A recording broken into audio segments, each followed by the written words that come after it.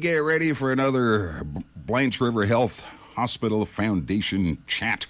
This morning we have the executive director in studio with us once again, as always, Cassie James with us. Morning, Cassie. How are you? Good morning. Happy to be here. Yes, indeed. And you brought a special guest, old friend of Kirkland Lake, old friend of CJKL, Bonnie Sackrider, a board director, joins us. Morning, Bonnie. How are you? Well, I was fine until you kept calling me old. Well, don't feel bad. We're all old. Glad to be here. We're all old. We're older than the wallpaper of the building. Let me So, most people, Bonnie, are familiar with you and your endeavors over the years on behalf of the town of Kirkland Lake. What spurred you into joining with Cassie and the crew on the foundation? Well, you know what? After I retired, which was not that long ago, but a couple of years ago, I thought, okay, now what do I do? How do I give back to Kirkland Lake? And I was honestly looking for a nice volunteer opportunity. I'd spent lots of years on the Rotary Club, lots of years with the Festivals Committee. My work was busy, and then I thought, what's next? What else is there? And you know what? The foundation had just so recently revitalized, and that energy they had was so contagious, and I felt it, and I felt a little bit of a draw. And then I started to think, and I thought, you know what? Every single one of us needs high-quality health care. Yes, indeed. Can I be that person to help make a teeny tiny difference? And I thought the fit really worked.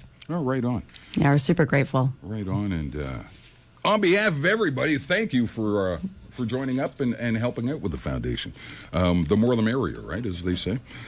Cassie, as you've been sort of educating us over the last little while, the foundation raises money for equipment for the hospital. But I need to know, how do you determine what piece of equipment needs to be replaced, or what piece of equipment needs to be introduced to the hospital, and how do you prioritize all of it? That's a good question. It's actually a very thorough process that the hospital leads. So essentially every year, the departments across both Englehart and Kirkland Lake hospitals, they come together, identify what equipment needs replacing, what new technology could be there to improve patient care, or specific projects that might help support expanding services. And then they take that list, it's carefully reviewed and prioritized based on factors from patient impact, urgency, safety, reducing wait times, things like that, helping attract healthcare professionals, because recruitment is a big focus as well. And then once those priorities are finalized, the hospital then presents them to us at the foundation board level in order of priority. So once they have their asks of us, we then determine how are we going to get that money, right? So are we fundraising? What order are we fundraising in?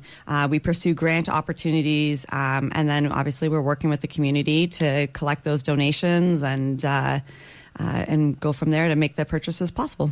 And Bonnie, I would imagine that part of the board's mandate is to ensure that the funds are invested where they would have the greatest impact on our community, right?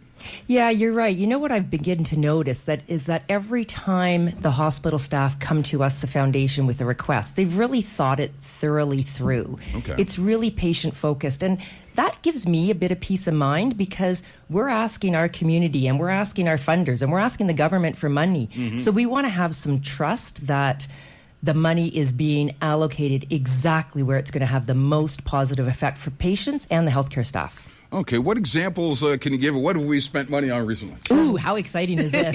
Are you ready for the big number? What have we got? $347,000 last year. What have we gone shopping for? Well, you know what? Some of the key things, we've had equipment supporting cataract surgery. Okay. New palliative care sleeper chairs for the families, which how nice is that? Yeah. Accessibility improvements in diagnostic imaging, and that's very near and dear to my heart. I've always been involved in accessibility with my work in the past. Yeah. New crash carts, how imperative is that? Infant warmers in the emergency department, and the wait time clock, which really does give the public some estimates in real wait time for both Englehart and Kirkland Lake sites. Exactly. Cassie, got anything to add to this? Well, so far this year, and I mean, it's only June. I almost said May. I'm losing track on time, guys.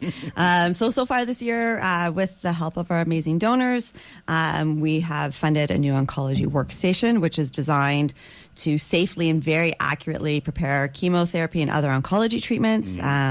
We have a new bear hugger warmer unit, which helps stabilize body temperatures. That's vital as I'm learning to recovery, different scenarios like treating hypothermic patients, post-surgery care. Obviously, most recently, we funded the 3 colonoscopes, I'm still tripping on those words, from our March Get to the Bottom of It fundraiser. So those are some highlights from this year so far. All right, so $347,000 was spent. Yep. Equipment and improvements and whatnot. You went through some of the items that have been purchased recently. It sounds like things are good. Things are good is like we hit the fundraising lottery and we can fund everything we need. Is that the story? Well, I mean, I'd love to say. So to your point, it is good. Our community really did a great job, stepped up lots last year. But the reality is healthcare is constantly changing and our needs of regular replacement are never ending. So what do you need to fundraise on an annual basis? Well, we have a goal of around $400,000 to $500,000 every year just to meet the annual equipment needs from both the Englehart and the Kirkland Lake site. Wow. Yeah. So between technology advances, aging equipment, new healthcare needs emerge, our population's growing, our population's aging. And since the government doesn't fund all the medical equipment, we really do rely on their donors and all the fundraising that we do year over year to fill the gap. So, our support, our donor support, it's needed even for basic things like the scope cleaners. Yeah.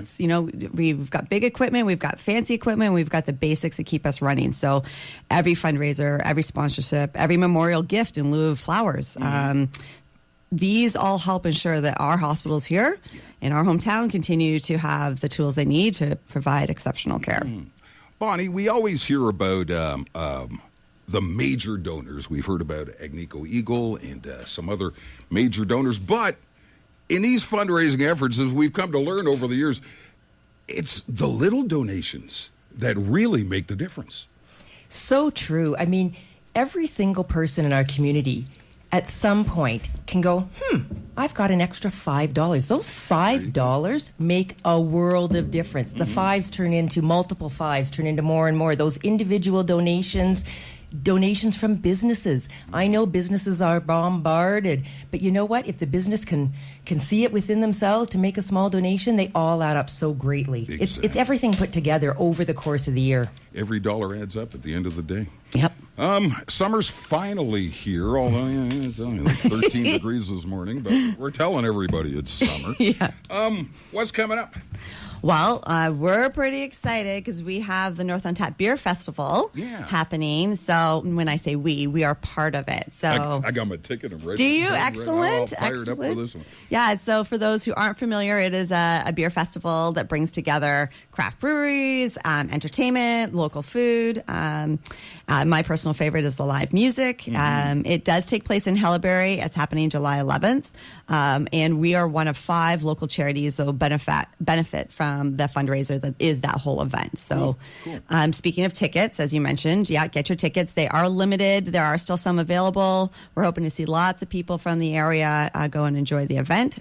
Just go to northontap.ca for details and to purchase those tickets. It's always a great event, and it's going to be perfect for me this time because, as you say, you guys are one of the beneficiaries.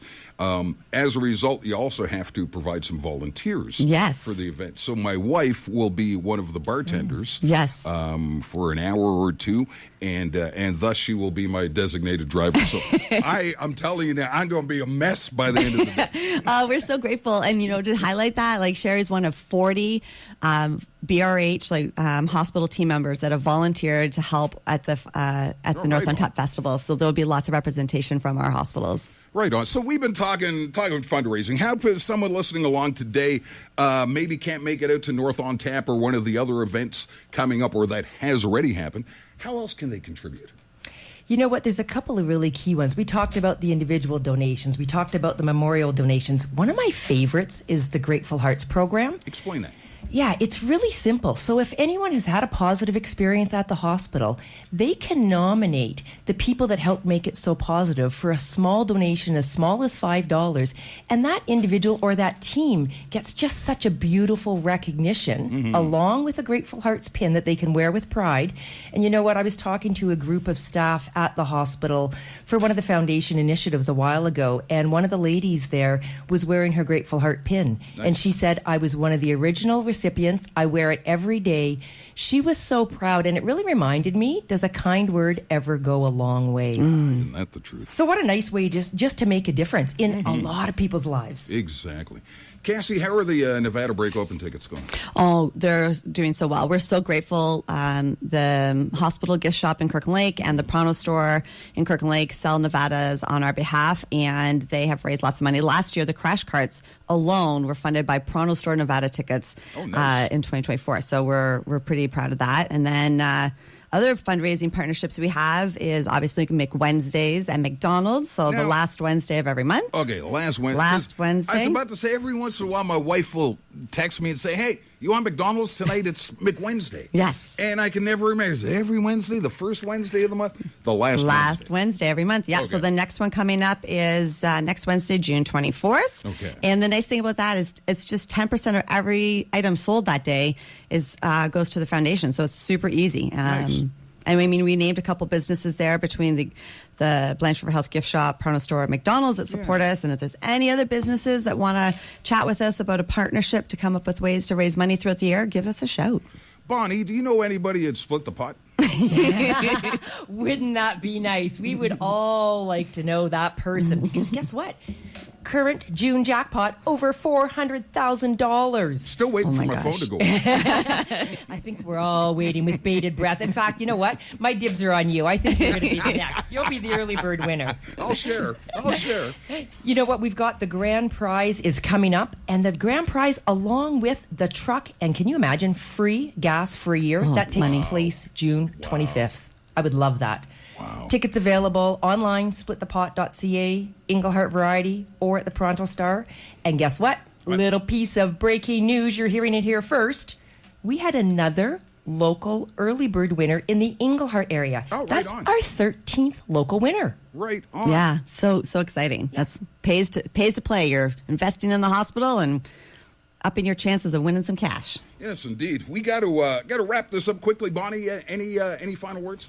You know what? As I said at the beginning, I really think we all have to remember that local healthcare belongs to every single one of us. So every single donation, every volunteer hour, every fundraiser, it really helps us for us, our friends, our families, and probably most importantly, our future generations. So I just want to thank everyone who supports the foundation and our hospitals. And hey, let's thank you, Fergie, for letting me take the chair here once again, and it's great to be back. Well, always good to have you back, Bonnie. We've been chatting over various topics for years and years and years. Cassie, you get the last word. Well, I'm going to take a quick second and give a special shout out to one of our other foundation board members, Marianne Mavernack. She was just awarded a very special honor from Western University, the prestigious FIMS Alumni Award of Excellence. So we shared more details about her on our Facebook page, but we had to give her a shout out here on CJKL. Right on. And to learn more about everything we talked about today, or to make a donation, or Grateful Hearts Award, anything like that, head to our website, brhfoundation.ca. Bonnie, Cassie, thank you for doing this. Oh, thank you. Thank you. Have a great day, and we'll see you guys again soon. Bye-bye. 7:50.